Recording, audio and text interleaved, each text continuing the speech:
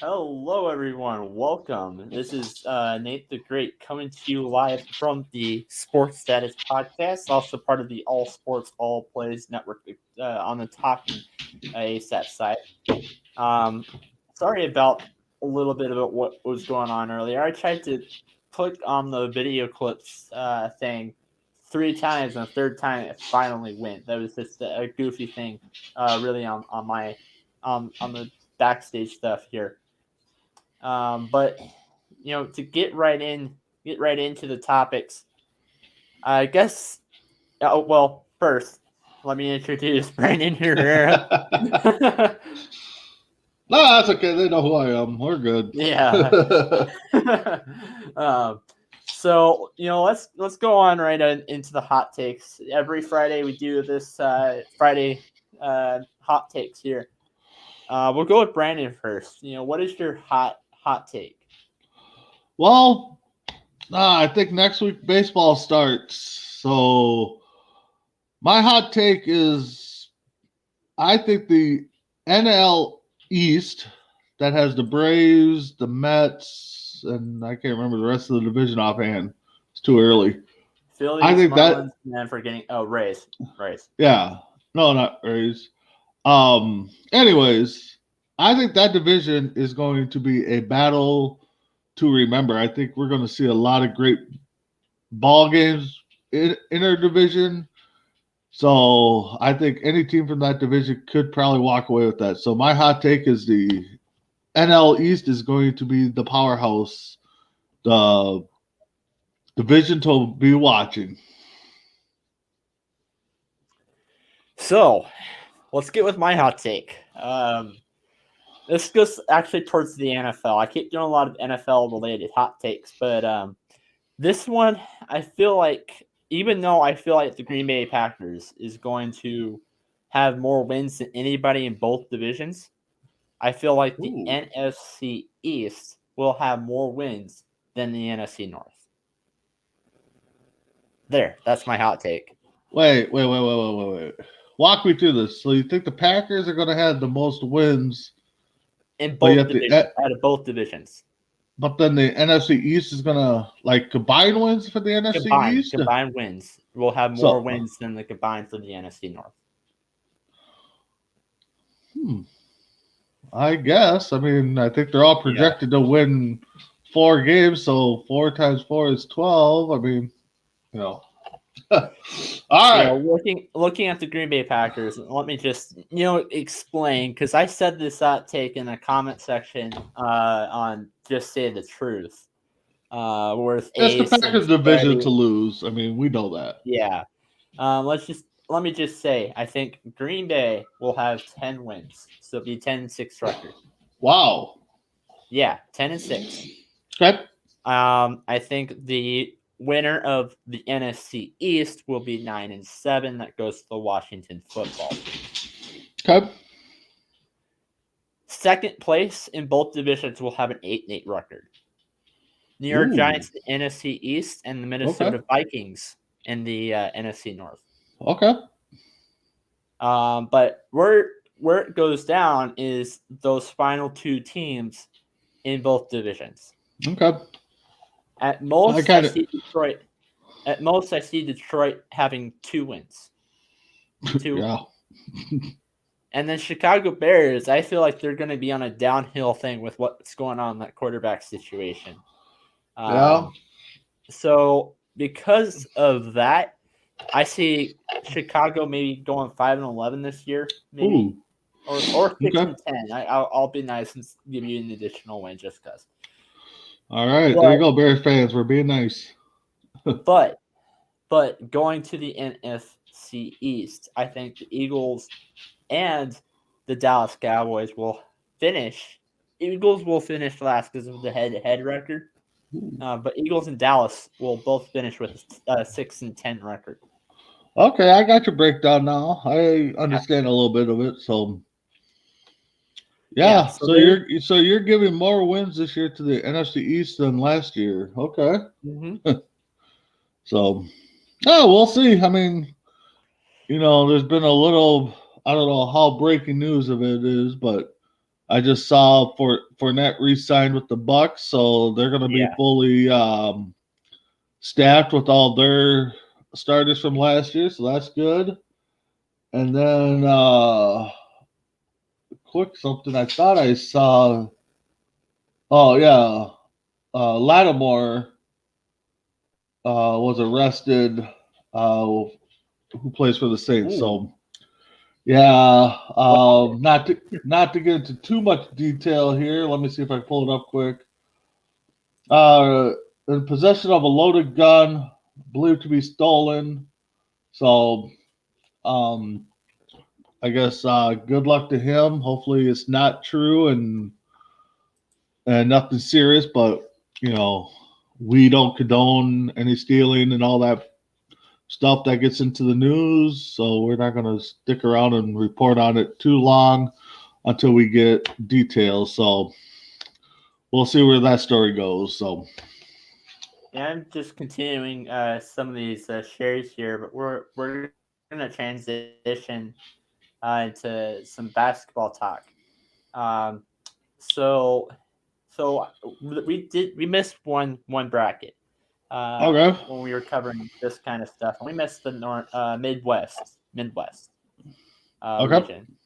So doing this exactly like what we've done in the past. First breakdown is the Illinois versus Drexel game. Final score was Illinois 78-49 over Drexel. Not a shocker. What are your thoughts on this? It wasn't a shocker. I mean, 1 versus 16. There's only been one team ever to upset a 1 seed. Everybody thought maybe this year we'd probably get 1, but we did it. So Illinois did what they were supposed to do. I hate keeping saying that term, but it seems like it fits. So, yeah.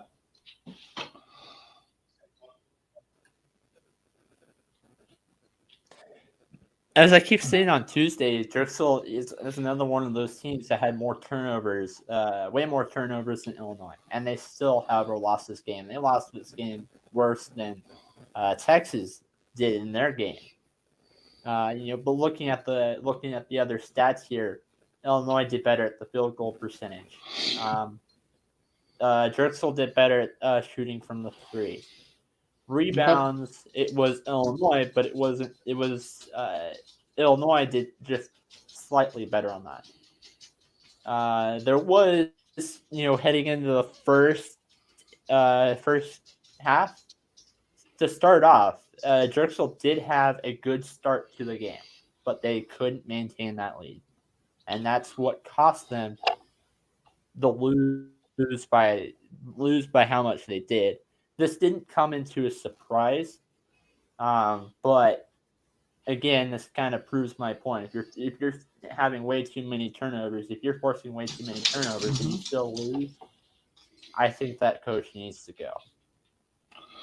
I mean, yeah. I mean, we say it in other sports. If you give the other team opportunities to score and they capitalize on them, it's not looking good. I mean, NFL, typically if you have 3-4 turnovers, you're not winning.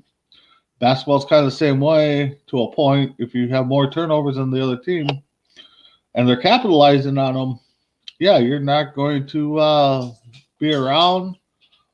I get what you're saying about the coach, but again, these small market mid-major schools, them getting into the NCAA tournament, that's their championship to kind of showcase their talent. Unfortunately, they got a short end of the stick by going up against an Illinois team.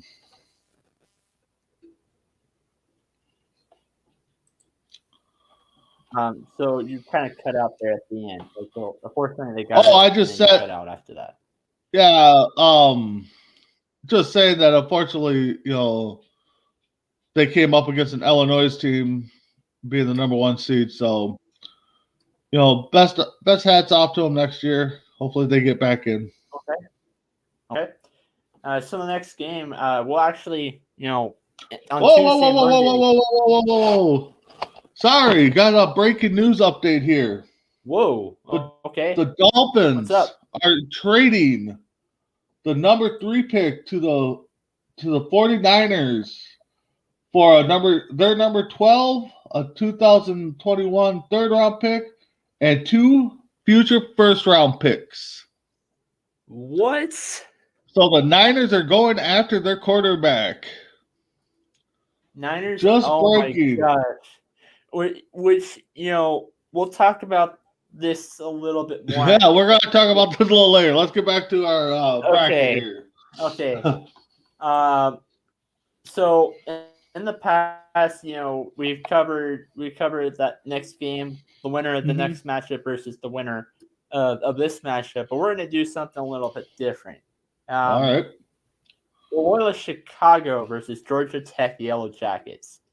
Loyola Chicago came up on top over Georgia Tech. 71-60 is the final score of this game. I'm gonna give my take on this first. Turnovers, Georgia Tech had more, but it wasn't by much. It was just by one. Rebounds, Loyola Chicago did great on that. Shooting from the three, Loyola won this, and then field goal percentage was by Georgia Tech. This was an easily balanced game, but I think the more 3-point shots is what really killed. Is what Oh, yeah. really got Loyola to win this game. I think it was shooting from a bigger range. Yeah. Um, so what is your take on this? Um, Lolola's going to make a run, it looks like. Excuse me. But looking at the stats against Georgia Tech, another big factor is the offensive boards. They had 13 compared to 1. So Loyola, outside of shooting the 3, was also getting those second chance opportunities and getting the ball back. So, 11-point difference. You can credit it to the 3-point. You can credit it to the offensive boards. But I know this game probably blew up a lot of brackets, myself included. I kind of second guessed Loyola. I had them winning this game, but as we get into the next matchup, did not have them beating Illinois. So, Yeah, the next matchup that's Illinois versus Loyola Chicago. Loyola won this game. Going back over here, so doing a little bit of sharing stuff. The winner, Loyola Chicago, won this game 71-58 over Illinois. That screwed up my bracket because I had Illinois making it to the final four. Yep, I hear you on that one. Yeah. Now, on a bracket standpoint, I was wrong for this pick, but I did, however, say that Illinois, if any of Illinois, is probably going to be the first one of the number 1 seeds to get eliminated. You did say that. Yeah, I did. So I was right on that, but I did not expect that to be this game. On my side, quick. I had Loyola actually in the Final Four, and then I changed my mind. So I'm kicking myself more ways than one right now. And yeah, it's for the people that have Loyola out to the Final Four, at least to the Sweet 16. Yeah. Hey, shout out to y'all, man. Shout out to y'all. Yep. But, and who is it? Sister Mary Jane? Is that their big fan? Is that her name? Sister Mary something. yeah, Jean? Mary, Okay. I think that's something that we should ask Greg. Yeah. So going on to the next topic here. Not next topic, but next game. We have Tennessee versus Oregon State. Another upset where Tennessee lost 70-56. And this screwed up my bracket as well because I had Tennessee going to the Sweet 16. Ooh. Yeah, I didn't have them going to the Elite Eight or anything. I had them going to the Sweet 16 and losing to Illinois. But what are your thoughts on this one? Tennessee didn't come to play. First half, I think it was like 33-19. And then the second half was pretty much even basketball. So, but looking at the stats, I mean, yeah, Tennessee, 33% from the field goals, 19% for 3-point. Got out rebounded. They got out blocked. So yeah, it's one of those games where it doesn't look like Tennessee, and they didn't have the lead at all. That's one thing I'm noticing right now, looking at everything. So yeah, they got outplayed at every manageable game, every single category. Yep, exactly. So yeah, you can't beat a team when you're getting 1 out of every 3 baskets you shoot, and they're getting 2 out of 3, 2 out of 5. So Tennessee goes home. You kind of took my pick. I mean, my statement a little here. The only thing I will say is that my bracket just got screwed up by this pick. But the one thing that didn't get screwed up by this pick is what Oregon State team beat to make it onto the Sweet 16. Oklahoma State moves on to top over Liberty, and Oklahoma State beat them 69-60. I had them making it to the round of 32, but not Sweet 16. Not Sweet 16. The final score of this game was 69-60. Going in, looking at the stats a little bit here, Liberty just outside of the 3-point shot and turnovers. This was more of a fair game to watch. Let's just say that, because there were times when Liberty had the lead, even though they lost, and even though they started out with the losing score, they still had the lead at points. They even had the lead, they even had the lead heading into halftime. Yep. But it was just, who can make it a comeback at the end of the second. So. Yeah, it was a strong second half for Oklahoma State. But looking at what I'm seeing here, Florida State, or Oklahoma State, I'm sorry, outshot them at the free throw line by 10. So if you look at the difference, again, giving up those free shots ain't going to work.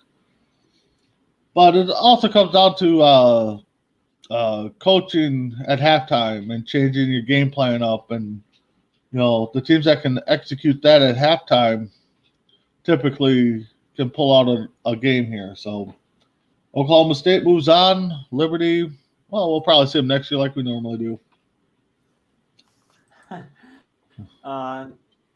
So the game right after that, the one to talk about is Loyola Chicago versus Oklahoma State.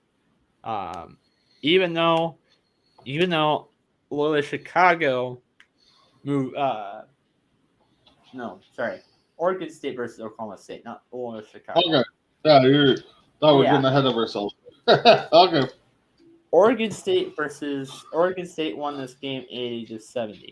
I did get, even though I did not have Oregon State up to this point, I did have Oklahoma State losing this game. So that kind of helped in that aspect. So Oregon State, for this game, the final score was 80-70, like I said. Brandon, since I went first, how about you go first for this time? Yeah, so I mean, they didn't miss at the free throw line. They're 91% at the free throw line, so that made a whole bunch of differences right there. 42 defensive rebounds, out rebounded by 20 total. Largest lead is with 18 turnovers. Killed them in turnovers, killed them in blocks. I mean, Oregon State was just all over them, defensive and offensively. You know, Oklahoma State didn't have answers this time. So, yeah, Oregon played them pretty good. You know, honestly, this was another game where Oregon State just beat Oklahoma in pretty much every single category. Yep, Rebounds, exactly. turnovers, especially turnovers, field goal and the 3-point range. So this was, even though it was closer than I expected, probably, even though this was a 12 seed coming up against a 4 seed, I did closer than I expected. If Oregon, I think I said this before on a different show. If Oregon did move on, like I said, I have either team beating Oklahoma State Cowboys. I just said that. So, I either said that in the conversation or on another show. So the next game after this, we're going out to the bottom part of the Northwest bracket. San Diego State versus Syracuse. Now, San Diego State is who I had beating Syracuse. Unfortunately, that was another part that was upsetting. Yeah, I'm with you. Personally, for me. Now, Syracuse on this one, they're all the way, they're in the Sweet 16 right now. They play actually tomorrow against Houston. Did you expect this game? Did you expect San Diego State to move on, or did you expect Syracuse? I did pick. No, I'm sorry. I picked San Diego. You know, tried to sneak in a pick. Syracuse did kind of shock me that they won. I mean, rating wise, it's kind of a coin flip. But overall, I didn't expect Syracuse to put on the showing they did. 84% for the free throw line. I mean, just dominated them. Had a 27-point lead, biggest lead. Unless you're getting a lot of threes dropping, you're not coming back from a 27-point lead and winning a game. Not typically. I mean, occasionally you probably do, but so yeah, Syracuse moves on. They'll face Houston, I believe it is. So yeah, you're going in and talking about this for the second quarter of the game. San Diego State didn't score anything. That was, not only was this a blowout, it was not a comeback, but it was a upset. It was a blowout. Man, it was bad for San Diego in the second quarter. Now I know it's college men's basketball. There's no first quarter, second quarter. It's half and half. I get it, but half of the second half of the first half, it was nothing. Yeah, I get what you're saying. Yeah, 32. I mean, at halftime it was 32-18. I mean, yeah, second half San Diego State played better, but go ahead.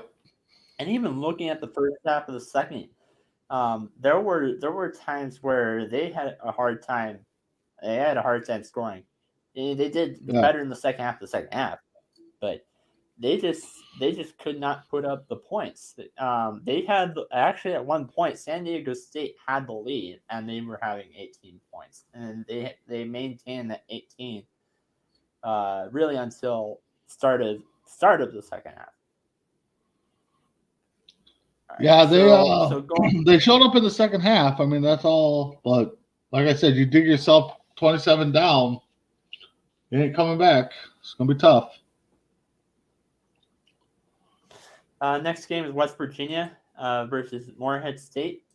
Going into the stats for this, the next, this matchup right here, West Virginia was leading the lead in every single category. Even though it was close, for a good portion of that, even though it was close, every single category except outside of turnovers.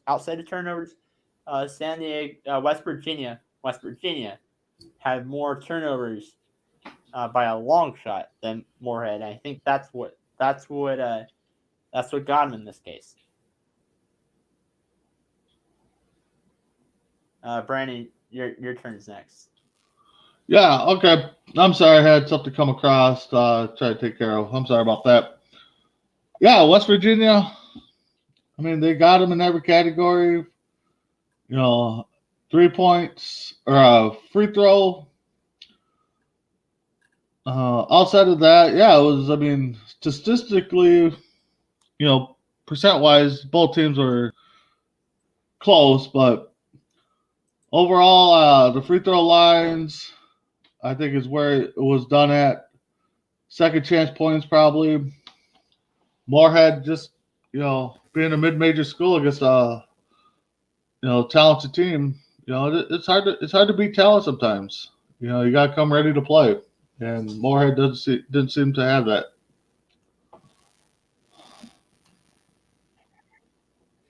Man, so going into the next game, Syracuse Orange versus the West Virginia Mountaineers. West Virginia had, Syracuse Orange had the lead for pretty much the entire game. And they were leading every single category: turnovers, 3-point shots, field goal percentage, and rebounds. Rebounds. West Virginia had that stat. But this game here, there were points where at the end of the game it was tied. During moments of the game, but West Virginia never had the lead.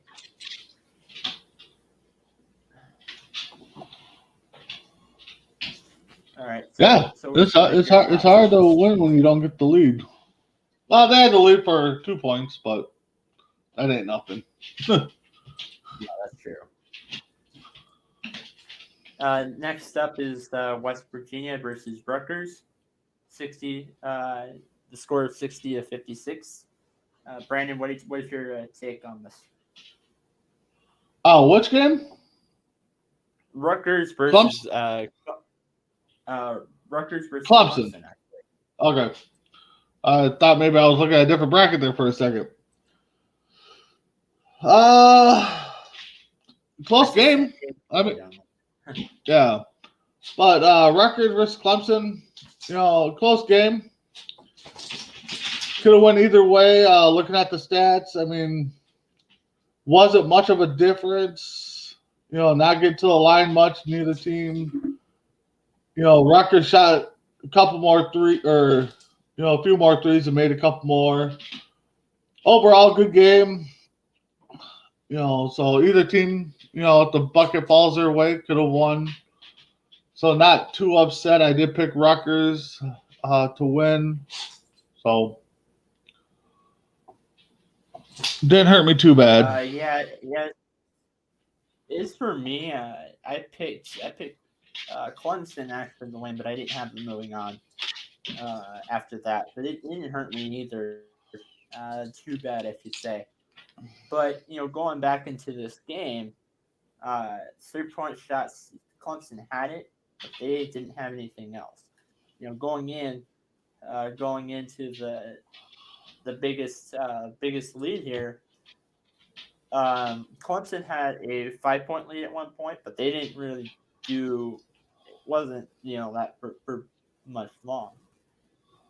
Largest lead was 11 for Rutgers. So going in, talking about, actually, there's only um, two more games. There's two more games to talk about, and then we're done breaking down the bracket for the week. Houston versus Rutgers. Houston won this game 63-60 over Rutgers. And going into the box score here, rebounds, it was easily Rutgers here, but they were losing every other category. I mean, sorry, excuse me. Houston. Cougars had rebounds. Houston had a rebound, but Houston was losing every other category, except for most number of points scored easily. But at some point they did have the lead quite a lot. Now going into the first and second half, that middle portion right there, it was all neck to neck. It was all neck to neck. And then Rutgers had the lead for a good portion, and finally Houston managed to come and make comeback over there. So Brandon, what are your thoughts on this? Yeah, good game again. Houston Rutgers. The game before, Houston, probably was a little tired and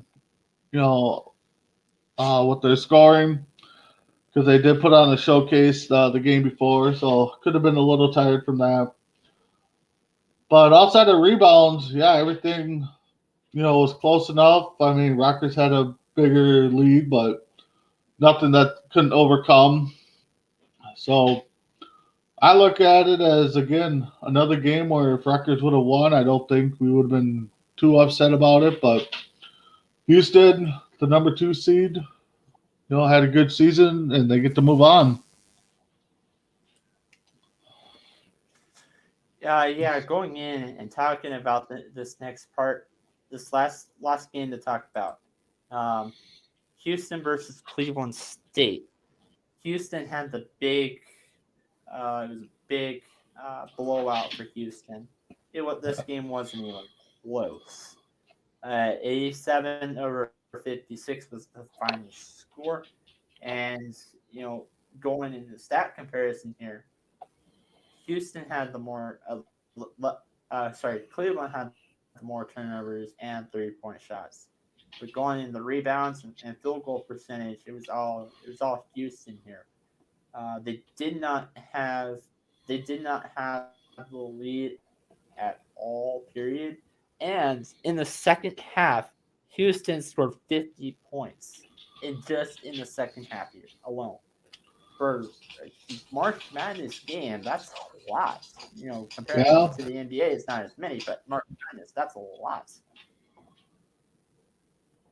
So Brandon, what are your? Yeah, I was looking at that too, and 50 points in the second half alone almost beats the team that scored a combined 56 points. So, yeah, not looking good for Cleveland State. Stat-wise, yeah, it was what I would have expected a number 2 team to have over a number 15 team. Rebounds, killed them on offense and defensive boards. But again, a team that has a 37-point lead, and you're not balling, it's hard to come back from that. Again, these mid-major schools, they look forward to the big dance, and if they make it past the first round, that's a win on their part. Just getting to the tournament's a win. I mean, Houston didn't have much of a 3-point shot. They chucked up 25 of them and only made 7. So typically you would think that would have been a icebreaker in the game, but Houston just had it everywhere else going. So, and Cleveland had no answers. Yeah. I mean, going in, we're gonna transition here and talk a little bit of NBA. Now, Freddie, if you're watching this, uh, the first take that I wanted to talk about is actually towards your Lakers. Uh-oh. Yeah, yeah. This goes towards your Lakers. Earlier yesterday morning, I was watching something off of ESPN, and the guy said, usually during March Madness, you will find some teams pulling out teaser trades just to make fun of the other team. Just to make fun of the other team. Now, that's the only thing I'm going to give credit towards. However, this is where things got interesting. Your Los Angeles Lakers attempted to make a trade to trade away LeBron James. Your LeBron James to Toronto for Kyle Lowry, the guy that I personally kept saying that he's just not. He's personally, Toronto's personally better without Kyle Lowry because of their win loss record without him. Just in the past 20 something games, and I get it. It was just one. I know people were saying that Toronto just got hot without him. It was just, but if that's true, why does that spread across multiple breaks? If that makes sense. So if that move had gone through, that would be a bad move by Toronto. Well, this season that would be a bad move by Toronto because Toronto would get a banged up LeBron James, who is expected to be out for the remaining of the season. That's why Toronto for this season, that would be a bad move for them. Now going in for the Lakers side, that's a bad move for the Lakers as well. Because you're getting rid of one of your superstars for a guy that is another superstar. Yeah, I put the quotes around that because I do not trust this guy. Do not trust Kyle Lowry. Brandon, you might have a different opinion. What do you have to say on this? Oh, well, if it was a legit trade offer and Toronto or let's see, you said the Lakers offered Kyle. Yeah, Lakers was the one who attempted the trade. Okay. So if the Lakers were serious, and we all know it was for a joke, and Toronto said no, they were the smart ones, I guess. But if Toronto came out and said, hey, we'll give you Lowry for James, and the Lakers said no, then I know LeBron's a great player, don't get me wrong. But injury prone and stuff like that out, I mean, Lakers would have been foolish to really say no to this deal. I mean, yes, you're giving up, the best player in today's game, injury prone, for Lowry, who a lot of people don't trust. I get it, but a guy sitting on the bench compared to a guy playing, I take the guy playing. Now in the long run, we've seen LeBron go places and build the super teams. I guess it would just depend on who he would have got to go to Toronto with him and how this deal would have worked out. I think the Lakers would have won all around, in my opinion. But again, we know it's a joke trade offer. We like to see those. Ha ha ha. On a serious note, this trade would never happen. I mean, LeBron definitely demands more than just a one-on-one trade. So yeah, maybe like a 1-on-3 or maybe 1-on-4. Whoa, what do we got now? Wait, what happened? Another breaking news? Yes, the Eagles have traded their number 6 pick and the number 156 pick to the Dolphins for the 12th pick that they just acquired, 123rd pick, and a 2022 first round pick. So, all right. Wow. So trades all around. Yesterday NBA trades, today NFL trades. So, all right. So, Wow. Nate, you got the list of players that got moved yesterday. Yes. I Yes. said we make quick work of this, and might have to look into the NFL here quickly before we close out the show. So, a little bit into the NFL, and then a little bit into some of the something I wanted to talk about. Yeah. So I say. All right, let's break down some big ones here. First off, I think probably the biggest move, and just not just trying to be a biased statement here, but the homer take. Yeah. The Nuggets gave up Gary Harris, RJ Hampton, and a draft pick to land Aaron Gordon as a kickstart to trade the trade day. But I mean, man, that's just the Nuggets yesterday were on fire. They traded for three guys. They traded for three guys. They traded for JaVale McGee, Aaron Gordon, and then they traded for one other.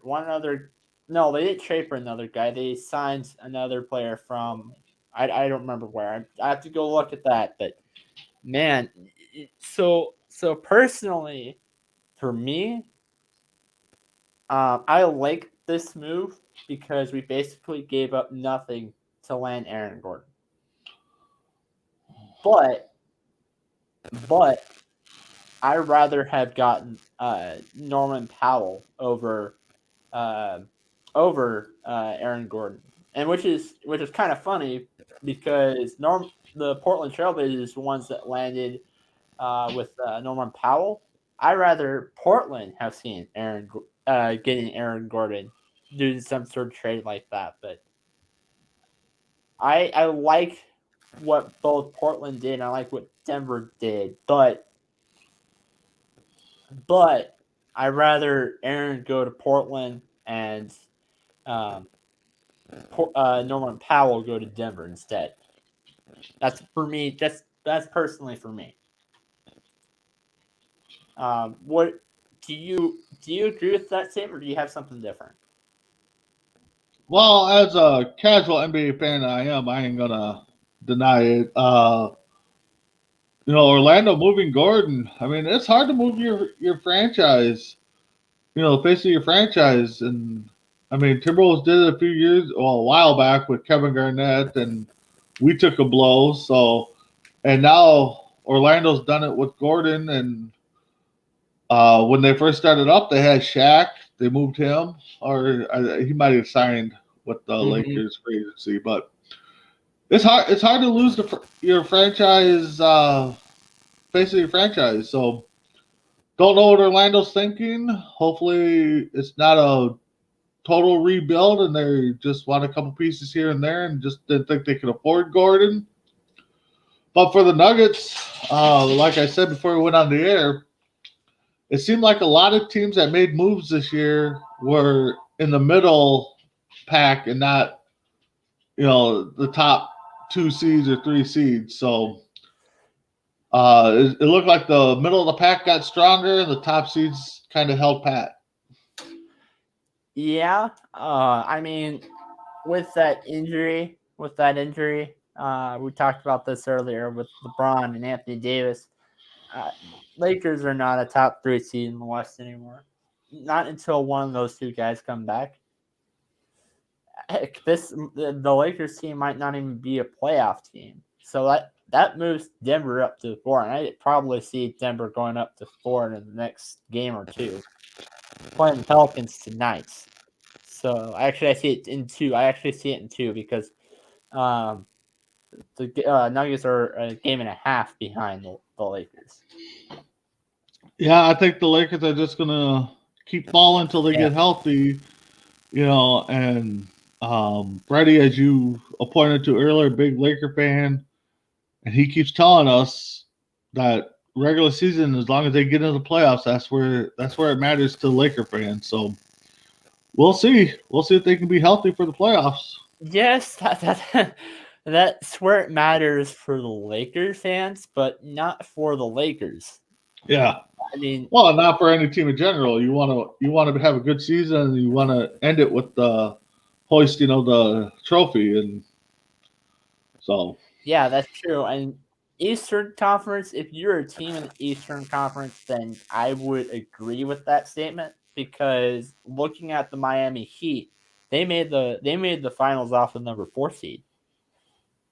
So I agree with the Eastern Conference, but the Western Conference, that's different, because that's especially if you're a bottom of the pack seed.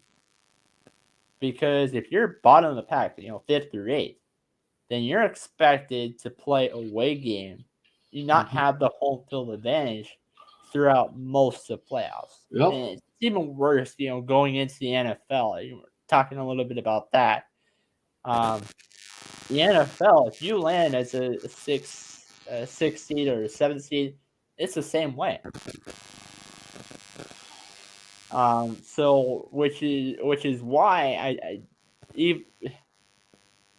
Western Conference in the NFL, I disagree with that Freddie's statement on that, but when it goes to the Eastern Conference, I agree a little bit. Yeah, I mean, the first goal is to get into the playoffs for sure for any team, any fan base. Second goal is to not get embarrassed and put a good showing. But the teams that make it every year, the goal is to win the overall goal is to win the title.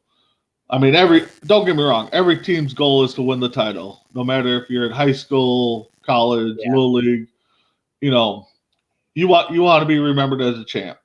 Some teams take it step by step, and some teams, don't care about the regular season, and they're like, our goal is 100%. We're hoisting the trophy this year. So we'll see. Lakers didn't make no moves. I thought the Heat made a couple fine moves.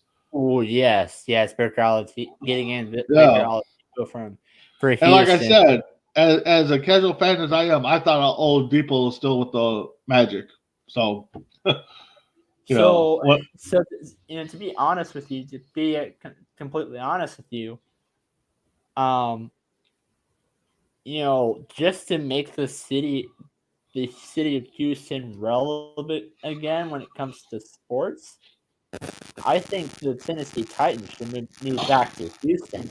Because what's going on with the Texans right now, what's going on with the Rockets, it's okay. Granted, Houston, the city of Houston is relevant because it does give us stuff to talk about. But when it comes to a playoff standpoint, man, it's not something that it's not. Well, and then you got the Astros. Don't forget them and the controversy they've, so. True. Yes. Although I don't think the Astros will make it this year. Just going off another hot take. I keep saying this. I don't sleep on the Los Angeles Angels. I keep saying that. But now going into the next topic, we're going to cover a little bit of NFL. Talking about some recent breakdown moves, and I'm happy that this was the show that it happened, so we can be the first ones to break it down. Yes, it's always nice to be able to break it down, Yeah. So in the first trade that we broke down, I don't think anybody saw it coming. I mean, the last time I heard Dolphins in a trade talk was with Houston on flip-flopping picks and quarterbacks. So the first news broke 12 o'clock our time, or my time. The Dolphins traded their third overall pick to the Niners for their 12th. a 2021 third round pick, and 2 future first round picks. So right there, what does that mean for the Niners? Where are they going, you think? Actually, I wanted to touch a little bit on the Dolphins aspect. Oh, we can do that too. The Dolphins, the reason I wanted to touch that is because I did expect the Dolphins to go and trade away that pick. I did expect that. The 49ers, even though, so I like this move going in by both teams. Okay. The Dolphins, I like that because they don't. A quarterback is not their biggest need. Now, I don't think Tua Tagovailoa is the best quarterback out there in the league. Is not a personal need for them. They still made it to the playoffs with Tua Tagovailoa. He got most of their wins last season. With the only exception really being that San Francisco 49ers game. Because right after the San Francisco 49ers game, it was Tua's first start. So, looking at the standpoint here, their biggest need is a wide receiver. Mm-hmm. San Francisco's biggest need is a quarterback, personally. Yep. So I like this move, getting rid of all that and getting that getting that pick over there, because the Dolphins, because looking at the 49ers standpoint, quarterbacks are probably going to be the first ones off the board. That's just personally, my opinion on it. It's also looking more and more like the top 4 picks will be quarterbacks. Yeah, definitely. Because Atlanta has the number 4 pick, right? Yeah, and I think we know 1 and 2, and then now Niners at 3, and then so the Niners probably got scared that they weren't going to get a quarterback because they're just right outside the top 10, and I do believe that the top quarterbacks are going to be gone before pick 10. Now, I will say this, though. I thought Carolina was going to make their move, and Dolphins would move down to 8. Yeah, there's some talks with that, or even with the Jets, and yeah, that's true. That's true too. I did not expect the 49ers making that move, though. No, so either they're going to target a quarterback, or they're probably going after that offensive lineman from Oregon, I believe. Yeah, Oregon. Penny Sewell. Yeah. But with them talking Jimmy G getting rid of, I think they're going quarterback.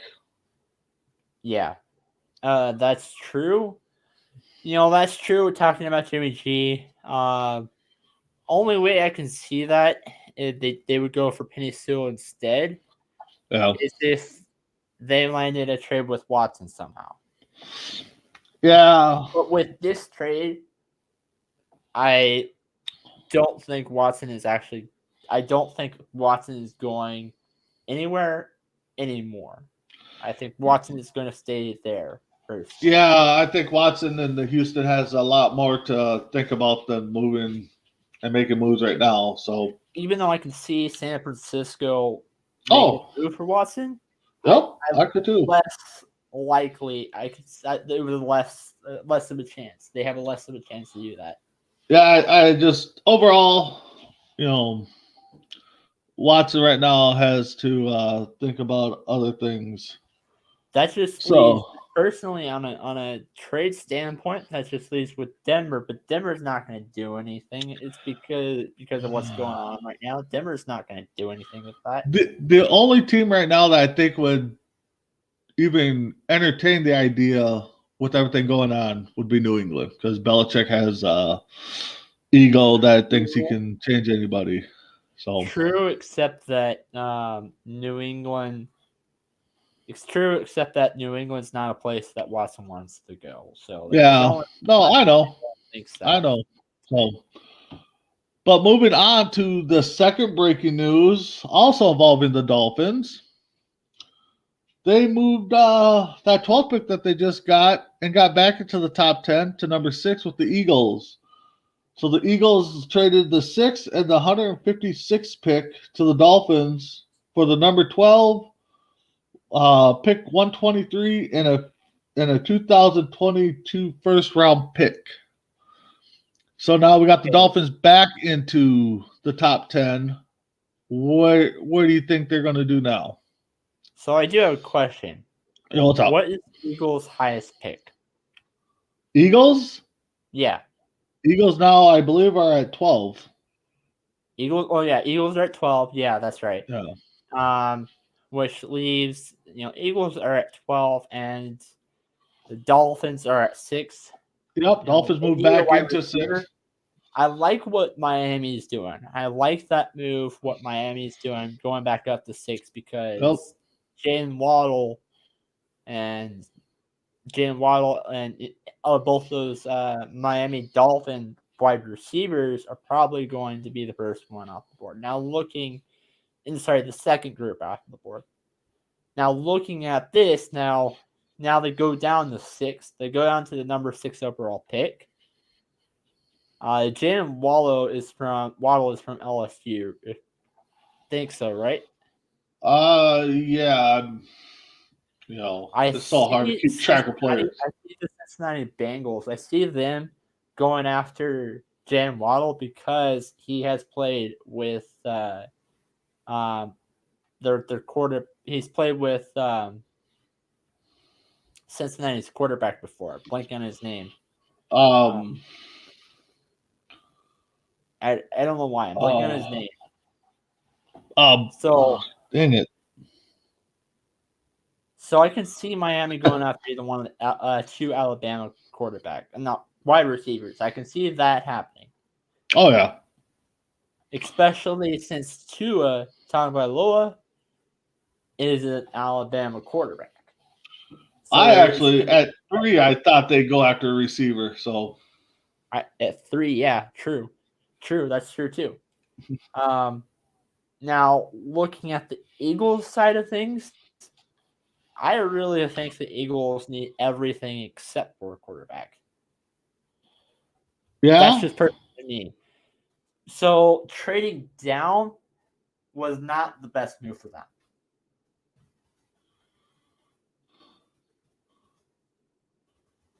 Yeah, I mean, if you're in need of something, I mean, you definitely moving down unless you're getting assets and you got another move to make before the trade ain't going to work.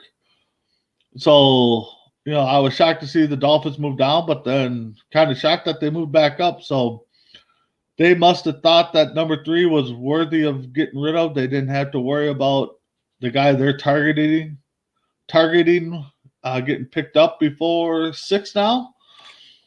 So I think the Dolphins actually won in both of these trades. True. Well, I mean, they definitely won in the Eagles trade. They definitely won. Oh yeah, they won the Eagles trade. San Francisco and Miami, I really won't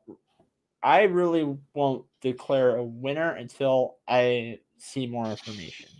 Because I want to know what Miami is going to draft, which is probably going to be a receiver. Yeah.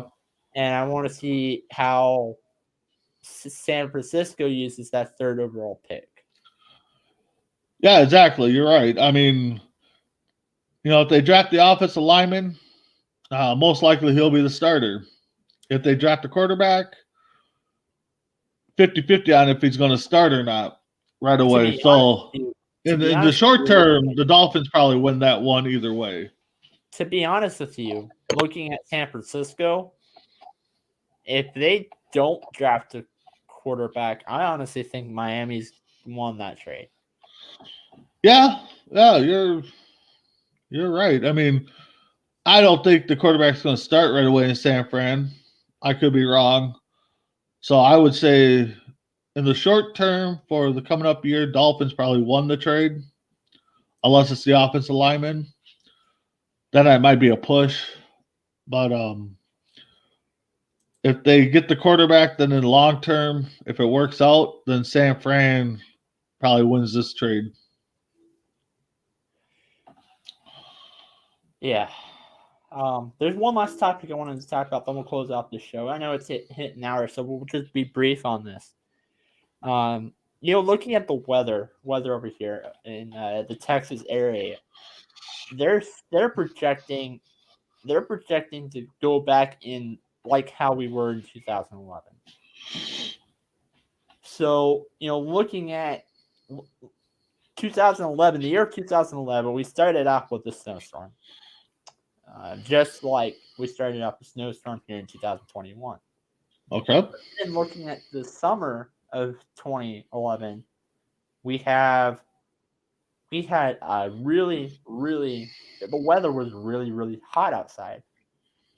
We at some areas, I think the highest in the Metroplex the year 2011 was a small town on the outskirts, but it was still part of the Metroplex. It's a small town on the outskirts of, and they were at 128.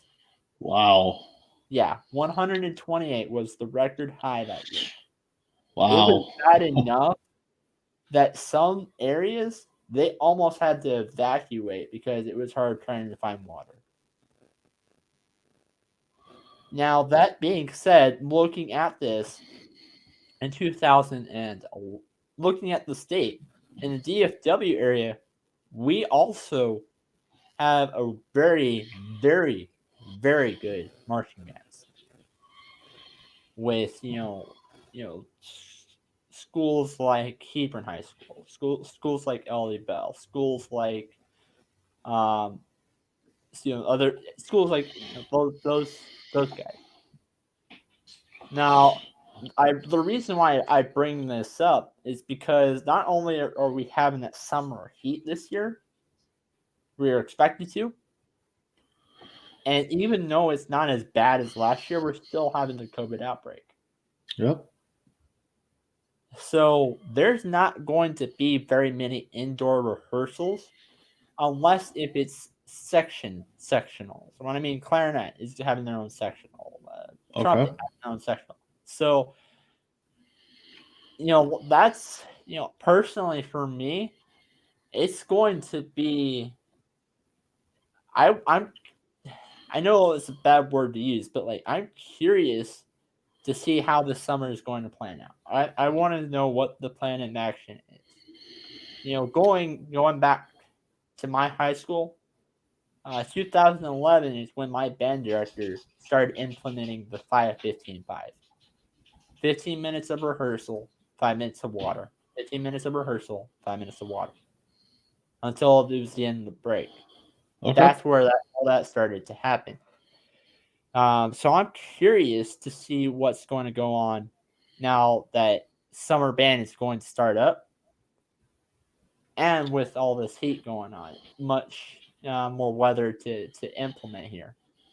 Much more heat. And that's not just marching band we're talking about. Even though they're not outside as much, they don't have as much rehearsals to go through. Same way with football, and they're in pads and all this kind of stuff. They have more to put on, even though marching band is out there a lot longer. Football has more things to wear. Okay. So this summer, when it comes to high school related sports, I know it's not the right word to use, but I'm curious to see how that really pans out going into this next high school related season. I mean, yeah, I see where you're getting at. You're the marching band expert. I played a little bit of football. So what are those uniforms like to wear? I mean, I enjoy marching bands and the parades and stuff, and I just can't imagine, 90 degrees, 80 degrees plus walking as much as you guys did or do in the uniforms, because they, typically are dark colors and they look like they're a very thick material. So you're talking 100 plus degrees. I mean, your body temp has to be up there too, so they got to be worried about people passing out and getting dehydrated. That depends on two things, though. That depends on the competition. Okay. Whether it's a competition or it's a football game. Okay. Football, we just have normal. We just have original. In my high school, we called it dress blues and show uniform. Okay. Because the stuff that we wore in competition really relates to the show. Okay. And dress blues because our school was was heavy on the color blue. Our logo was blue and all this kind of stuff. Okay. That's why we called it dress blues. Dress blues is for the football games. We wear all these different colors. Yeah. We always, a lot of schools wear a lot of darker colors, but I know some have, purple uniforms. I know some have white uniforms actually. Yeah. But that still brings up a good point, though. I know it's not really those uniforms. We really start wearing them. Really, the first football game, which is usually around September. September is not as hot as August. I will say. Well, exactly. It's yeah. It's not as bad, and that's when usually you would see people start wearing them on football games and all that kind of stuff. But that still brings up. It's still hot. It's still hot. So Yep. people just need to really make sure that they're drinking a lot of water. Yeah. And just be like me. I literally have in both the morning and the evening rehearsal, I drink 2 gallons of water in both rehearsals because I have because of my condition. Okay. So I usually drink about 4 gallons of water. Well, I did. Yeah. I've been indoors since then, but Okay. But I mean, unlike football, because a lot of states are doing spring football this year, and it's gonna be hot. I mean, the pads, even on cold days, you see the guys sweating, which ain't good. And just think what they're gonna sweat now in the summer heat. But with football, players get to take a break. They get to go to the sideline. They can sit out a series or a few plays, get some water in them. When you're marching in a parade, you can't just be like, "Oh, I'm gonna jump on the sideline here and let you guys play and get refreshed." I mean, you guys are walking miles. I mean, I know you guys got your little helpers passing around water and stuff, but you guys are going at it 100% the whole time. If we're exhausted, if we're at the point where we're exhausted, we do take breaks. Okay, during the parades, we do take breaks. Especially our marchathon break where we had to, perform. We had to perform for while going through like a 5K or 10K. I really don't remember how long the distance was. Okay. We did get to take breaks, and now if we were exhausted enough that we're getting to the point where we pass out, then if that's the case, we have those helpers and all that kind of stuff. Yeah. If that's the case, then we do step out. And we do go into the truck. I never had that happen to me. I do never have that happen to me. Yeah. And if we're fine and better, and the parade is still going on, then maybe, depending on the scenario, we do get to go back in. Yeah. Yeah. So for you and your time in marching band, like, what was the perfect weather conditions in your mind? I mean, what was, probably a little bit of breeze, I'm guessing. I would say around October is when we usually hit that because it's not. Okay.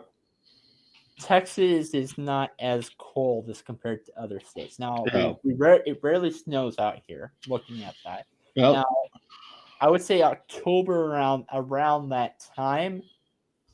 If it's not cold, if it's not hot enough that we need to drink water constantly, well, it's still good for us to drink water and all this kind of stuff. But looking at, but if it's not too hot, but if it's not cold, that we can just wear we can just wear our shorts and rehearsal gear, I should say, white undershirt or in shorts, then that's totally fine.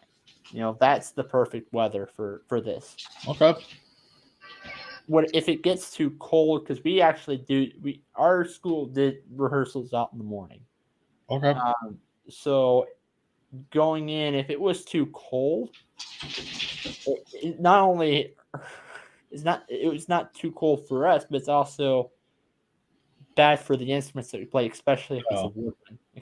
Woodwind, because I played clarinet and it was really hard to play out in the cold weather. Okay. Yeah, but I mean, either way, I mean, you guys want to perform any chance you get, just like athletes.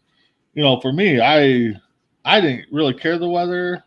I mean, yeah, there was some days where it's like, really, we got to suit up and go out and play, and it's just muggy out. But overall, the competitor in me, it's like, okay, let's go play. I don't care. Just have water, have Gatorade, have a couple snacks for me. I'll be fine. For me personally, others might disagree, but I love the competitions more than I like the football games. honest. Competition overall is fun. I mean, sports, yeah, you guys play during, football games and stuff. I mean, but when you're playing in sports in general, yeah, competition is great. It's even better if you have like a rivalry going on. I mean, too. So for multiple reasons. I mean, looking at my football team, to be honest with you, sucked. During my 3 years there, yeah, we had 5 wins. We had 5 wins. Yeah. And yeah, that's just 5 wins throughout the 3 years, not 5 wins through one season. 5 wins through all 3 seasons. Yeah. Now, but your guys' competitions, that was your game time though. Yeah. When you're performing at the football games or parades, that was more like a practice, a live practice, I would say. From me, I mean, you're better at that, but when it came to your guys' competitions, I mean, that was game time for you guys. Mm-hmm. And I loved especially going out to the different areas like that we did. Like San Antonio was our most popular competition. Oh, nice. Okay. St. Louis was another one that we went to. Okay. Oklahoma. Again. Oh wow, you traveled. Okay. Oklahoma was, it wasn't really. It was a competition, yes, but it wasn't a competition because we won and we destroyed, the other schools. Okay. All right. It is getting to that time though. Yes, it is. Yeah. So, any final comments before we get this close? No, just with the breaking news, kind of shocked. See what the NFL draft holds now. So it kind of threw me off this morning. As for me though, again, I don't really, have anything else to say except stay tuned. Up next after the show, we have the Die Hard Football podcast by Christopher Mabry, and his topic. So his one topic that I wanted to share, one of your personal, not your as in Brandon. I'm talking about audience personal thoughts. What if Trevor Lawrence did not get drafted by the Jacksonville Jaguars? Where would be the best fit? Ooh. Christopher Mabry will have his thoughts on this topic coming. Okay. We'll have to stay tuned. So. Yeah, stay tuned for that. All right. And that's been all. So see you guys on Tuesday.